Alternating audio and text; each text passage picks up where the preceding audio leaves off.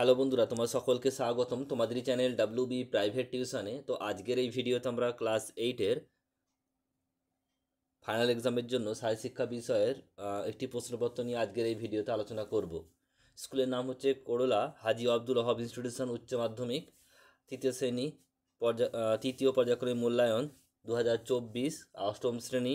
বিষয় হচ্ছে শারীরশিক্ষা। পূর্ণমান হচ্ছে, ফুল মার্কস হচ্ছে 15, আর সময় হচ্ছে 30 মিনিট।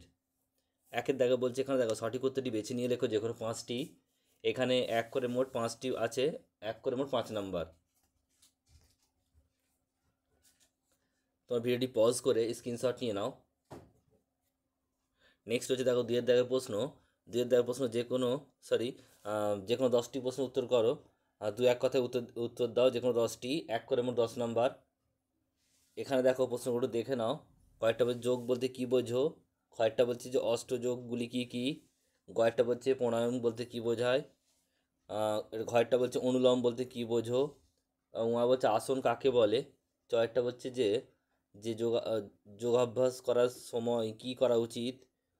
আর এরপর দেখো ছয়টা কী বলছে, বলছে পশ্চিমোত্তাসন উপকারিতা কী, আরামদায়ক আসনের নাম লেখো, রেচকের পদ্ধতি কী, কে প্রিন্স অফ ক্যালকাটা নামে পরিচিত, দুটি দলগত খেলার নাম।